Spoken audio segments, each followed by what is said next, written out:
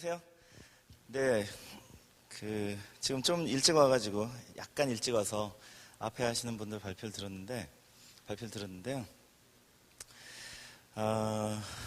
저도 나름 제 분야에서는 조그만 지식을 가지고 이렇게 여러분 앞에 서는 사람인데 화면에 써 있는 말이 도대체 무슨 말인지 전혀 알 수가 없군요.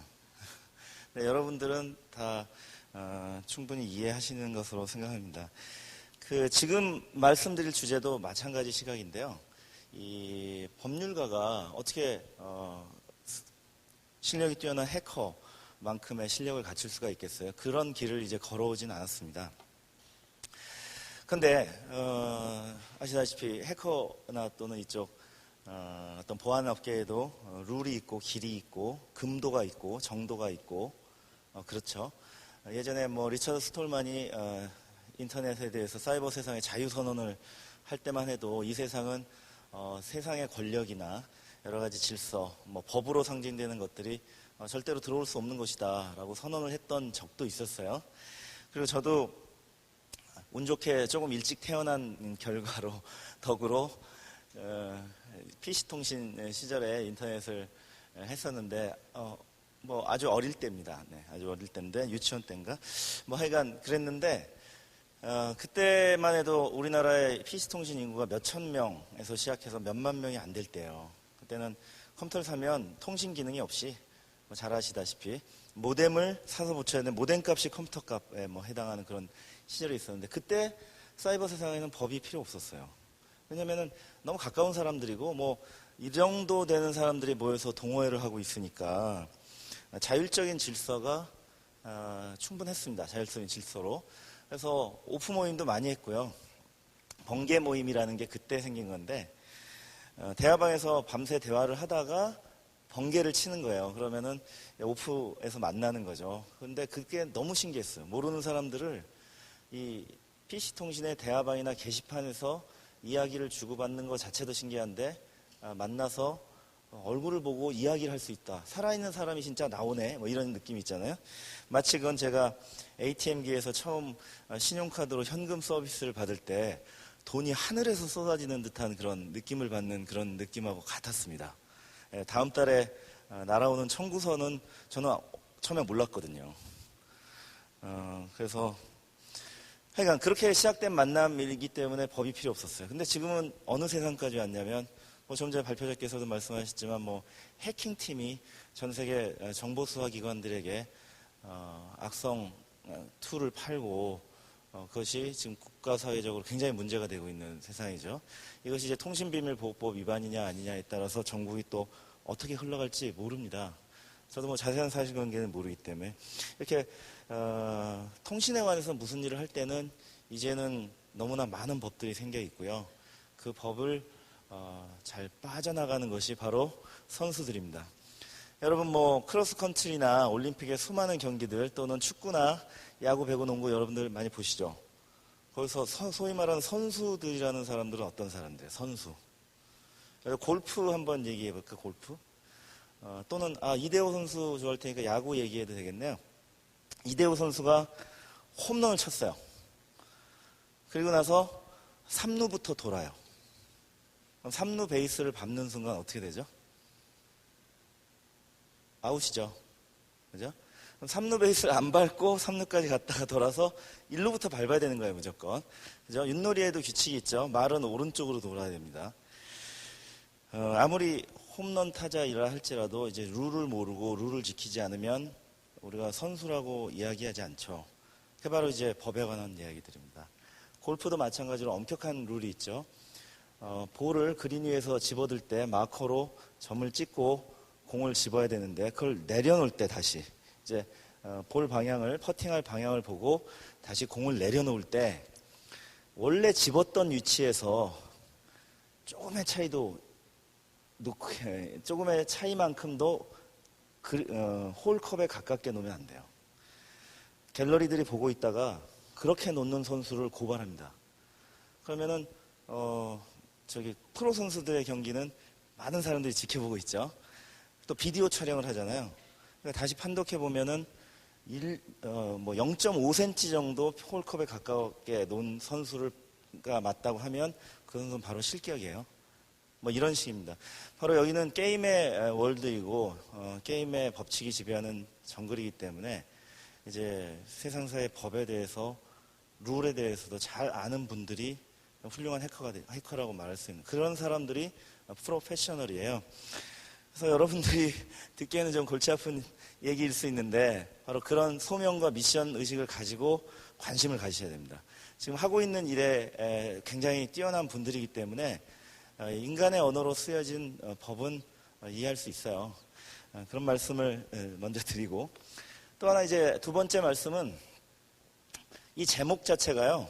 제가 이 CQ 인사이드 주최 측에 섭외를 받고 고민을 하다가 특히 이제 CQ 인사이드는 그 여러 가지 이코노미와 관련된 주제를 많이 다루셨기 때문에 일단 핀테크를 주제로 삼은 후에 이런 제목을 드렸는데 이 제목을 보고 오신 분들은 오늘 또 좀 상당한 기대를 하고 오신 분들은 굉장히 실망하실 수 있을 것 같아요. 왜냐하면 저도 이러한 분야를 개척하는 입장에서 저의 어떤 포부랄까 미션 앞으로 연구 주제를 제목으로 잡았습니다. 왜냐하면 이것에 관해서 저도 두 가지를 알아야 되는데 여러분과 반대 측면이에요. 여러분들은 정보 보안 또 취약점을 찾아내는 기술 쪽의 전문가들이죠. 그럼으로써 이제 인터넷 세상을 들여다봅니다. 저는 반대로 사회 안전망이라고 할 수 있는 규제 체제, 레귤레이션 시스템 쪽에서 사는 사람들 그 시각으로 인터넷과 정보 보안 또 컴퓨터 세상을 들여다봅니다. 어떻게 보면은 같은 현상을 다른 필터로 들여다보는 것이에요. 근데 사회 안전망도 망이죠. 그죠? 여러분들도 네트워크, 그죠? 인터넷 그 정보통신망에서 활약하시는 분들이죠. 저는 사회 안전망인 규제 체제 쪽에서 일하고 있는 사람이에요. 같은 사회를 이제 이렇게 다른 시각으로 보는 겁니다. 세상에는 보이지 않는 망도 많이 있잖아요. 그죠? 그래서, 저는 제목을 잡아놓고 준비를 하는데 정말 어려웠어요. 왜냐면은 제가 있는 사회 안전망의 기본 골격인 법 제도만 잘 알아가지고는 이 미션을 달성할 수 없습니다. 또 반대로 여러분들도 정보보안 기술에 대해서 굉장히 전문가시지만 반대로 규제에 대해서는 잘 모르시기 때문에 이 중간에 서서 양쪽을 다 볼 수 있는 분이 이 과제를 이제 완성시켜 나가야 되는데 저는 일종의 발제로서 오늘 준비를 해봤고요. 제가 생각한 목표의 한 30% 정도는 달성됐다고 생각을 합니다. 그래서 기회가 닿는다면 다음 발표 기회 또 그 다음 발표 기회를 통해서 꾸준히 연구를 하면서 이 방법론이나 또는 분석 툴 그리고 어떤 정보 보안을 하시는 분들이든 법률을 하시는 분들이든 쉽게 이해할 수 있는 그런 설명 체계를 좀 만들어 보려고 생각하고 있습니다. 그래서 우선 이제 핀테크를 주제로 했으니까 여기 정보보안 공부하시느라고 핀테크라는 이야기가 많이 돌아다니고 있는데 혹시 잘 깊게 보실 기회가 없었던 분들은 간단하게 설명을 드리겠습니다. 이 화면이 대표적인데요. 이제 온라인은 소셜 네트워크이기도 하죠. 인간 관계망, 소셜 서비스 하는 사회적 관계망이기도 하죠. 거기도 네트워크가 들어 있습니다. 하지만 여러분들은 우리말로는 인맥이라고 해요. 인맥을 가지고 많은 일들을 하면 유리하다는 건 알고 있잖아요. 온라인에서 이제 그런 개개인들을 연결해서 이제 대출을 하고 돈을 필요한 사람들한테 돈을 빌려주는 P2P 대출이 드디어 합법화가 됐어요. 미국에서는. 우리나라는 아직 애매한 상태입니다. 특히 랜딩클럽 같은 경우는 그 아이디어를 가지고 대출을 시작하니까 미국 증권거래소가 이 온라인을 포함한 금융 규제를 하고 있는데 금지시킨 후에 6개월 동안 연구를 해서 법제도를 개선을 해서 다시 허용을 해줬어요. 그 결과 이렇게 증시에 어마어마한 금액으로 상장을 할 수 있게 돼서 대박을 친 날입니다. 증시 상장하는 날 굉장히 기뻐하고 있죠. 그래서 랜딩 클럽이 기업 공개를 한 날이 이제 핀테크의 서막을 알린 날인데요. 이거는 이제 임정욱 센터장의 발표 자료로 해서 가져왔는데 2008년 리먼 브라더스가 굉장히 큰 부도를 내면서 전 세계 경제에 엄청난 영향을 미쳤죠. 금융 위기라고 합니다. 우리나라도 이때 굉장히 실업이 많이 발생하고 그랬어요. 은행들은 위기니까 돈을 잘 안 빌려주죠. 그러면은 실직한 사람들은 돈을 필요로 하는데 금융회사는 돈을 빌려주지 않아요. 어떻게 되겠어요? 굉장히 힘들어지겠죠. 특히 서민층은 굉장히 어려움에 처하게 될 겁니다. 근데 마침 이때 아이폰이 등장했어요. 그래서 모바일 시대가 열렸고 모바일 커머스 시대가 문을 열었습니다. 이제는 예전에 들고 다니던 가짜 스마트폰이 아니라 진짜 스마트폰을 들고 다니게 됐어요. 그리고 앱스토어가 그 다음에 출시가 돼서 이제 앱들을 가지고 뭐든지 할 수 있게 됐어요. 수많은 센서가 달려 있어서 우리 인간 개개인을 중심으로 한 많은 서비스가 나온 거 잘 아시죠? 여기서 가장 필요한 게 뭡니까, 사람이? 먹고 사는 문제죠. 먹고 사는 데는 금전이 필요합니다. 금융이 필요해요. 그래서 바로 이 스마트폰 혁명은 바로 금융의 온라인 혁명으로 연결이 된 것입니다. 그래서 금융계인제들이 핀테크 스타트업으로 이동하면서 전 세계적으로 스마트폰을 중심으로 한 핀테크 혁명이 일었죠. 그리고 이 스마트폰을 중심으로 한 핀테크 혁명은 온라인 서비스예요. 온라인 서비스니까 기존의 금융회사들이 하는 오프라인 산업적인 금융 서비스가 아니라 바로 인터넷 기업들이 인터넷을 잘 알고 인터넷 이용자, 요즘에 인터넷이라고 하면 좀 부족하죠. 모바일 이용자들의 이 손바닥에 이 감을 잘 아는 그 촉을 느낄 수 있는 그런 기업들이 금융 서비스를 하는 것을 핀테크라고 합니다. 근데 우리나라는 약간 오해가 있는 것이 금융회사가 온라인 서비스를 하는 걸 핀테크라고 생각을 해요. 물론 그건 광의의 입장에서 보면 맞을 수도 있는데 금융회사들은 기본적으로 점포 위주의 마인드, 즉 오프라인 산업이라고 분류합니다. 그래서 개인정보보호법이 적용된다고 하잖아요. 그리고 점포 위주의 마인드는 온라인 서비스랑은 달라요. 우리도 인터넷 뱅킹, 모바일 뱅킹 하고 있지 않냐? 그게 핀테크다 이렇게 얘기하세요. 증권사들은 홈 트레이딩 시스템, 모바일 앱 줘가지고 증권거래 하고 있지 않냐라고 생각하시죠? 그거는 점포를 그냥 온라인으로 옮겨놓은 것에 불과합니다. 관점이. 그냥 본인 인증을 비대면으로 해가지고 증권 서비스, 은행 서비스를 주는 것에 불과해요. 그것은 아니죠. 이 수많은 기업들이 그래서 핀테크 혁명을 이끌었습니다. 물론 아래쪽에 있지만 은행들도 이 핀테크 기업과 협력해서 자기들의 플랫폼을 오픈하는 오픈 API를 제공해가지고 그 API를 통해서 핀테크 기업들이 은행이 제공하는 여러 가지 서비스를 모바일 이용자들의 손에서 구현하게 하는 협업자 역할을 하기도 합니다. 기존 금융기관이 전혀 존재하지 않거나 의미가 없는 것은 아니고 굉장히 중요한 역할을 하는데요.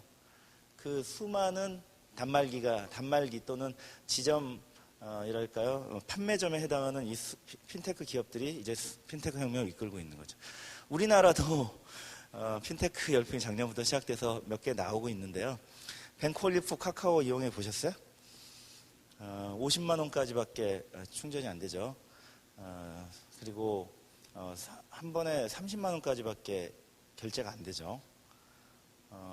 28번에 걸친 불편 설치를 거쳐서 이용하려고 하니까 결제 한도가 30만 원입니다. 충전은 50만 원이고 아직도 우리는 어색해요. 규제가 풀리긴 했습니다만은 자율적으로 너무 묶어놓고 있습니다. 특히 모바일에 있어서 본인 인증을 공인인증서에서 비공인 인증으로 비의무화를 푸니까 어떻게 될지 불안한 거예요. 해커들이 어떻게 할지 모르겠는 거죠. 그런 상황에서 겨우 이제 NFC 페이 같은 간편 결제가 하나 등장하고 있는 이런 수준이고요. 그래도 이 NFC는 여러분이 들고 다니는 휴대용 교통카드를 폰 뒤에 접촉함으로써 바로 결제가 되는 것이라서 상당히 안전합니다. 소지 기반이 들어있어요. 근데 글로벌적으로는 구글, 페이스북, 애플, 특히 중국 업체들이 기가 막히죠. 텐센트, 바이두, 알리바바 이 삼총사인데 여기에 중국 정부는 인터넷 기업임에도 불구하고 은행 허가를 내주고 머니마켓 펀드 같은 돈을 굴리는 금융상품도 허가를 해줬어요.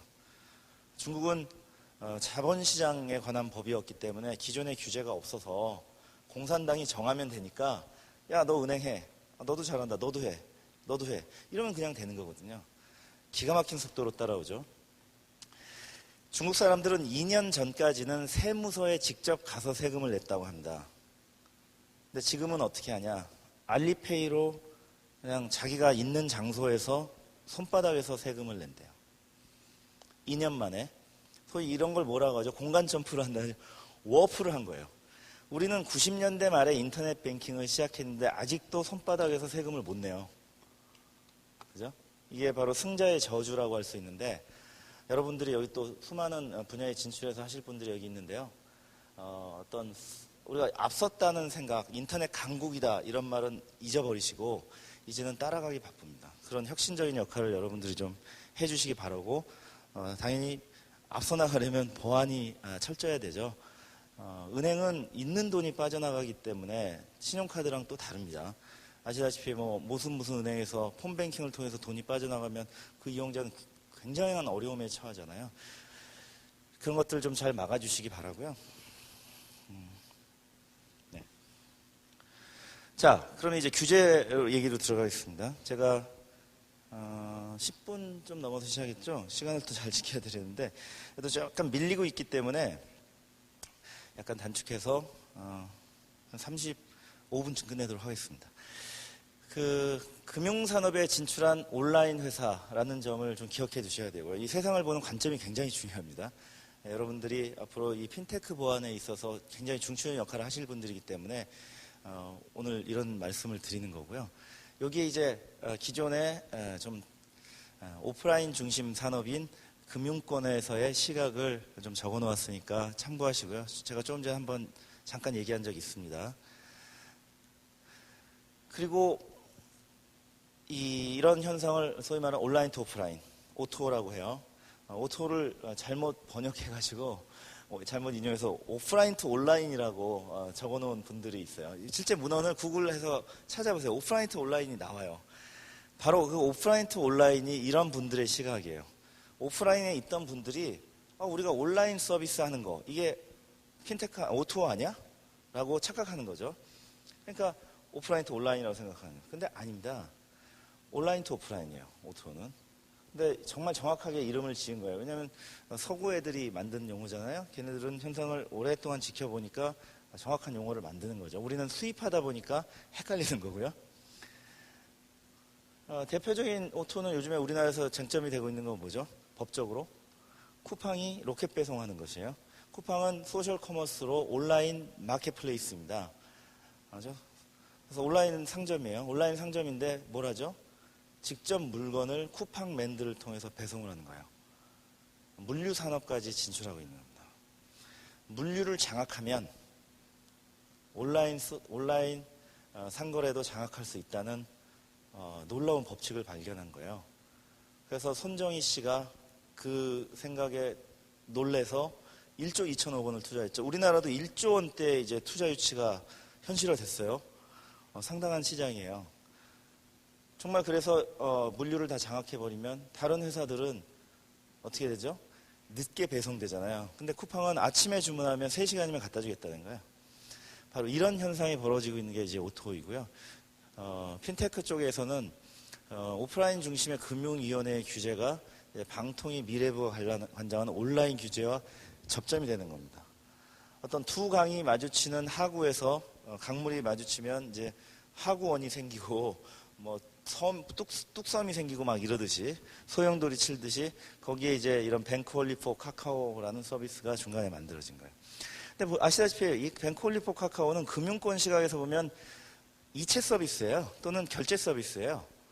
그러니까 신용카드 회사나 은행이 하던 거예요. 그러면은 이걸 어떤 시각으로 보냐면 하나의 채널로 봅니다.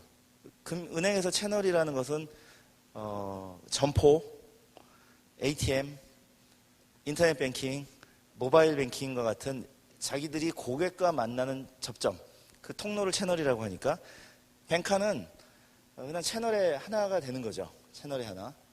그게 이제 금융권의 시각이에요. 자기들이 플랫폼이라고 생각합니다. 반대로 방통위 미래부 산하에 있는 인터넷 기업들은 뭔 소리냐. 누가 채널이냐, 누가 플랫폼인데 내가 3천만 회원을 가지고 있다. 3천만 회원에게 너희의 이체 서비스를 제공하는 거야. 당연히 내가 플랫폼이지 라고 생각합니다. 어느 쪽이 맞는 시각일까요?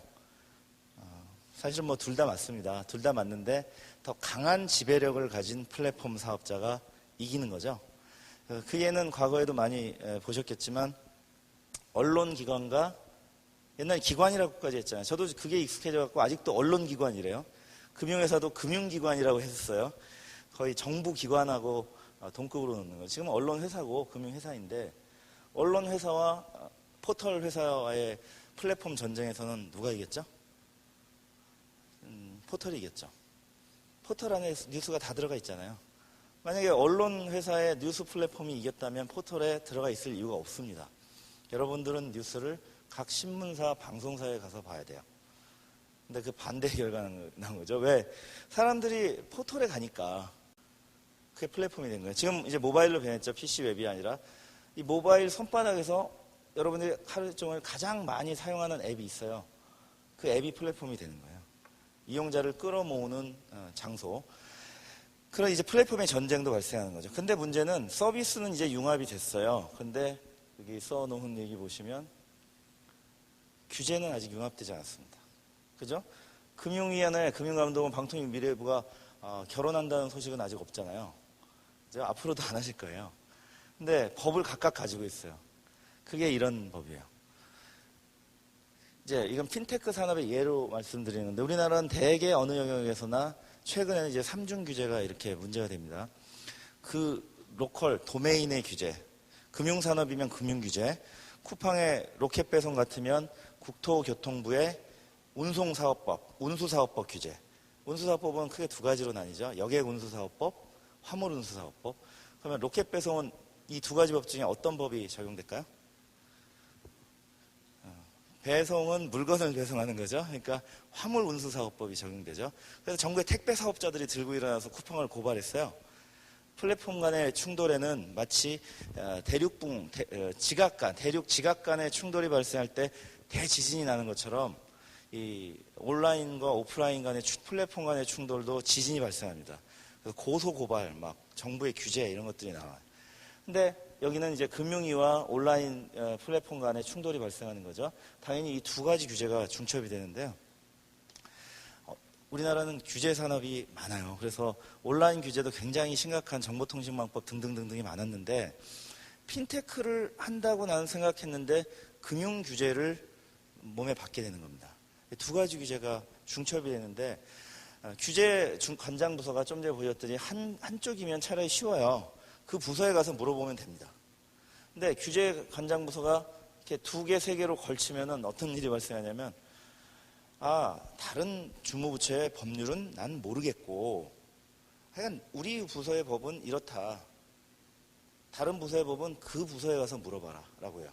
그 부서에 가면 그 부서도 저쪽 부서의 법은 난 모르겠고 우리 부서의 법은 이렇다. 나는 이것만 얘기한다 라고 해요. 서로 만나서 조정과 조화가 이루어지지 않습니다. 그게 이제 핀테크 산업의 현상이고요. 굉장히 심각해요.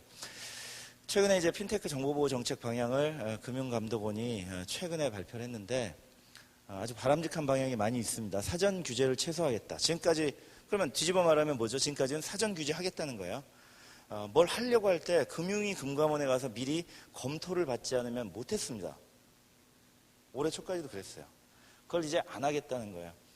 그러니까 핀테크 사업을 한다고 할 때는 우리나라는 이거 해도 돼요? 라고 물어봐야 되는 거예요. 그게 바로 좀 전에 얘기했던 이제 전통적 금융 규제인 거예요. 온라인은 그렇게 사전 허가제는 많지 않아요. 그 위치 정보 사업 뭐 이런 특별한 거 몇 개 또는 기간 통신 사업 같이 어마어마한 전국에 그 비용을 들여갖고 해야 되는 통신사들 빼고는 그 다음에 사후 점검으로 돌아서겠다는데 잘 보시면 사전 규제 최소화이지 사전 규제 폐지하는 게 아니고요. 사후 점검을 강화한다는 건 폐지하지 않으면서 강화하니까 더 위험할 수 있는 거죠. 자율 규제가 어렵잖아요. 예를 들어 여러분들 선생님이 고등학교 때 수학 선생님이 수업을 안 가르쳐 주시고 알아서 공부해. 공부는 혼자 하는 거야. 이러면서 기말고사 때니까 그 대신 틀리면 한 문제당 한 대다. 그래서 다 틀리면은 25대를 맞아야 되는 그런 학생이 발생할 수가 있는 거죠. 더 어려워졌습니다. 주요 법령은 굉장히 많아요. 오늘 이거를 자세하게 알 필요는 없어요. 왜냐하면 40분 동안 단편적인 지식을 가져가는 것은 중요하지 않습니다. 제가 말씀드리는 전체적인 비전, 시각, 관점, 포인트 오브 뷰를 알아가시는 게 중요하고, 지금 말씀드리는 건 그 관점 위주로 취득하셨으면 하고요. 자, 법은 보세요. 그래서 전금법 구조의 손해배상 책임 이렇게 시꺼멓게 있고요. 그다음에 면책 또는 감경 조항이 있고요. 또 전자금융거래법에는 전자금융이라는 게 뭐죠? 금융 서비스를 온라인으로 제공하는 거죠. O2O의 온라인 투 오프라인이 아니라 오프라인 투 온라인 관점에서 만든 법이에요. 그런데 지금 핀테크가 되니까 이게 온라인 투 오프라인하고 오프라인 투 온라인이 아까 플랫폼이 충돌하고 있다고 말씀드렸죠. 그러니까 이 법이 위력이 갑자기 급상승하는 거예요. 핀테크 기업들을 통해서 여러분들의 손에 토스니, 뱅카니, 요즘에 이제 간편한 서비스들, 신용카드 쓰시는 분들은 뱅크 샐러드라고, 내가 이 온라인에 쇼핑몰에서 물건을 할 때 내가 갖고 있는 카드 중에 어떤 카드가 제일 적합한지 최고의 혜택을 줄 수, 이런 서비스를 막 이제 이용하시게 될 건데, 그런 서비스를 기획하거나 서비스 하시는 입장에서 지켜야 될 보안들이 많이 생긴 겁니다. 온라인 기업들 입장에서. 금융회사에 준하는 규제가 지금 확 들어와 있는 거예요. 그러니까 온라인 기업의 시각으로 온라인 업계에 있는 분들끼리 만나서 다른 서비스를 할 때와 완전히 다른 규제가 이 금융 규제에는 있는 것이거든요. 그래서 무선망 설치라든지 IP 주소의 안전한 사용을 위한 대책이랄지, 통신망은 분리하라는지 등등등등의 금융 규제가 있는데, 이 규제들이 과연 핀테크 기업들, 핀테크 업종별 기업들, 핀테크에도 여러 가지가 있지 않습니까? 이체부터 간편결제, 신용평가, 대출 등등등등. 앞으로는 이제 인터넷 전문은행은 온라인으로 수신과 돈을 받거나 여신 돈을 빌려주는 걸 동시에 할 수 있고 하는 기업으로, 전문은행은 뭐든지 할 수 있어요. 신용카드도 발행할 수 있을지 몰라요. 점포 없는 신용카드 회사 은행이 전문은행이니까. 그러면 그런 회사들까지 여러 가지 다양한 핀테크인데, 이런 규제들이 과연 어디까지 적용될 것이냐에 대해서 아까 말씀드린 두 가지 플랫폼의 충돌이 있기 때문에 미래부와 방통위 그리고 금융위가 만나서 이렇게 땅 따먹기를 해주셔야 되는데, 아직 그럴 생각이 없으신 거죠. 근데 현장에서 지금 당장 서비스를 해야 되는 기업들은 굉장히 심각합니다. 그래서 이런 관점을 제가 알고 있기 때문에 여러분들의 오늘 말씀도 드리는 거고, 이런 법령들이 과연 어디서 어디까지 적용된다는 것을 제가 말씀드릴 수가 없어요. 왜냐하면 제가 공무원도 아니고 대통령도 아니고, 대통령도 법을 이렇게 갈라줄 수는 없기 때문에 그렇습니다. 자, 그러면은 핀테크 서비스 업종에서 근무하시는, 서비스를 기획하고 보안을 설계하시는 분들은 굉장히 심각해요, 지금. 어디까지 지켜야 되는지를 잘 모르겠다 이 말이죠. 어디까지 지켜야 되는지를. 근데 이 관점마저도 없다면 어떻게 되겠어요? 그냥 메신저 기획하듯이 기획하시면 어떻게 되겠어요? 그다음에 경찰서에서 오라고 할 가능성이 굉장히 높아지죠. 너희 왜 전자금융거래법 안 지키고 하다가 사고 냈니? 또 정보통신망법에 또 유출사고를 막기 위한 보안들이 굉장히 많은데 왜 이런 건 하나도 안 지켰니? 너희는 금융회사, 금융 서비스를 하잖아. 법도 안 지키고 무슨 서비스를 한다는 거야. 특히 보안에 관한 규제들. 그래서 여기로 연결되는데요. 핀테크 서비스의 정보 보안을 중거성이라고 이제 컨설팅에 많이 얘는 법을 잘 지키는 것을 어떻게 확보할 것인지에 대해서 제가 처음에 말씀드린 이제 연구가 굉장히 필요한 시점이라는 것입니다. 근데 이것을 지금 누가 해설서를 써주시는 분도 없고요. 종류에 따라서 이건 여기까지 해야 되나 말아야 되나 이런 굉장히 헷갈리는 상황인데, 이게 풍랑이 몰아칠 때는 어떤 사람이 필요하죠? 1등 항해사가 필요한 거죠. 1등 항해사. 풍랑이 몰아치는데 아무도 좋다, 이게 뭐죠? 이거 배를 움직이는, 또는 조종관을 잡고 정확한 방향으로 가지 않으면 배가 침몰하거나 항공기가 추락할 거 아니겠어요? 그런 상황이 있습니다.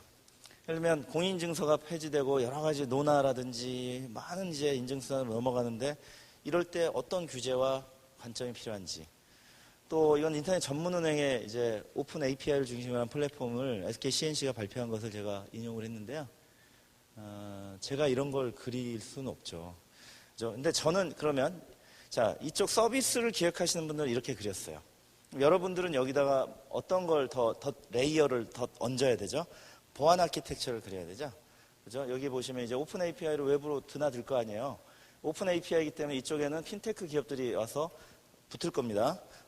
그쪽에 이 접점과 그 구간에 또 상대방 또는 핀테크 기업 입장에서 이걸 설계하신다면 그쪽 기업 입장에서는 보안적으로 최적의 기술을 적용해야 되는데 문제는 항상 돈이잖아요. 엔지니어링이란 말은 많은 돈을 들여서 하는 것이 아니고 주어진 버짓, 예산 하에서 최적의 성능을 내는 것이 엔지니어링이잖아요.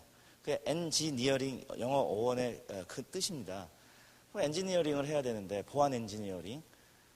근데 법에서 하라고 한 건 해야 될 거 아니에요. 이건 필수적으로 해야 되거든요. 그것들을 이제 식별해 놔야 되고 그렇습니다. 또 내부적으로도 DB가 되기 때문에 데이터베이스에 암호화를 어디까지 할 건지, 법은 어디서 뭐라고 하는지 이런 것들을 이제 보안 아키텍처를 여기다 그리고 그 위에 바로 그 보안 아키텍처를 그릴 때 법에서 하라고 한 것, 필수적으로 해야 되는 것, 그리고 하라고는 하지 않았지만 손해배상 책임 때문에 하지 않을 수 없는 것. 그리고 하더라도 수준을 어느 정도로 할지 또 전략을 정해야 되잖아요. 이런 것들에 대한 관점을 여러분들 앞으로 지금부터 키워나가셔야 된다는 거죠. 그래서 향후에는 저랑 중간에서 만나셔서 함께 얘기를 하면서 그렇구나. 그렇게 설계를 하면 그 부분은 이런 법이 적용되겠다.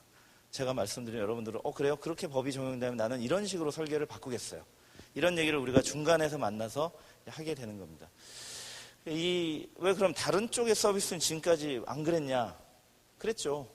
근데 오늘 이 주제를 만든 이유가 좀 전에 말씀드렸잖아요. 이거는 하나의 플랫폼 안에서 법을 지키는 문제가 아니라 서로 다른 플랫폼이 충돌하는 중간점에서 법을 지켜야 되는 문제이기 때문에 굉장히 어려운 상황이라고 말씀드렸고, 제가 여러분과 중간에서 만나서 이야기할 때 한 30% 정도의 목표 진척률을 가지고 오늘 말씀드리는 거다라는 거예요. 왜냐? 강론이 아직 없기 때문이에요. 이 서비스가 너무 다양해가지고 이거를 40분 동안에 풀어낸다는 건 어렵고요. 그래서 몇 가지 말씀을 드리면, 예를 들면 망분리, 주민번호 암호화를 어디까지 해야 될 거냐는 거죠. 금융규제에는 이런 게 있어요. 그럼 핀테크 서비스도 종류가 다양해요. 여러분들이 보안 아키텍트라면 설계를 하셔야 되잖아요. 법을 알고 법을 적용해야 되는데 이제 중간에 만나서 보안 법률 전문가와 여러분 같은 분들 만나서 상의를 해야 되는 거죠. 그래 불법을 저지르면 안 될 거 아니겠습니까, 기업이? 그런 기업은 투자를 받을 수가 없죠. 그리고 불법인지 모르고 하다가도 불법이 밝혀지면 서비스 모델 자체가 위험해지니까 문을 닫아야 되겠죠. 뭐 그런 얘기들입니다. 사후적 보안 사고에 대한 책임 강화를 했기 때문에 이런 서비스 하더라도 아까 말씀드린 금융감독원이 사후적으로 책임을 강화하겠다는 거예요. 사고 나면 그때 큰일 나는 겁니다. 그때 법을 왜 안 지켰어라고 온갖 달려들어서 막 혼을 내겠죠.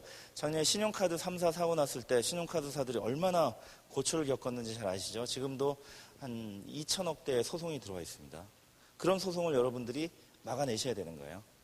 보안 아키텍트도 회사의 지속 가능성을 위해서 굉장히 중요한 영역이 바로 이 핀테크 영역이에요. 그리고 개인정보 보호 규제 관점에서는 필요 최소한으로 수집해야 돼요. 그럼 데이터베이스 설계도 달라져야 되겠죠. 유출됐을 때를 걱정하는 거예요. 유출되면 왜 이렇게 개인정보가 많이 유출됐어 하고서 와서 채찍질을 하기 때문에 그렇습니다. 작년에 신용카드사들이 그랬어요. 모 은행의 경우에는 모 카드의 경우에는 계열사인 은행의 정보 2,100만 건이 들어왔다 함께 유출됐잖아요. 난리가 났죠. 그런 걸 막으셔야 되는 거죠. 이게 이제 효율성 관점의 IT의 안전 관점의 보안 위에서 법 준수 관점, 법적 책임을 줄이는 관점의 이제 보안 아키텍처가 필요한 상황입니다. 그래서 요약을 이렇게 말씀드리면 오늘에 드려야 할 제 관점은 부서졌네. 핀테크 사업자는 전자금융업자가 아니면서도 수탁자로서 정금법상의 책임을 부담합니다. 다만 어디까지인지가 좀 모호하다는 거예요. 불확실성이 굉장히 위험한 거예요. 금융감독당국은 사적 균제를 완화하는데 법적으로는 여전히 부당한다는 걸 말씀드렸죠. 그래서 핀테크 사업자, 온라인 사업자, 전자금융업자에 준하는 지위를 갖고 있으므로 이 정보보호 법령이 어디까지 적용되는지에서 관점을 가셔야 되는데 아무도 여러분에게 정답을 주지 않아요. 왜냐하면 보안 전문가가 스스로 해결해야 됩니다. 결국 결정은 보안 전문가가 하셔야 되거든요. 여러분들이 주역이고 제가 조역입니다. 그러니까 오늘의 플랫폼 싸움에서는 여러분들이 이겼네요. 그렇게 됐습니다. 네, 이상 제 말씀 마치겠습니다. 감사합니다.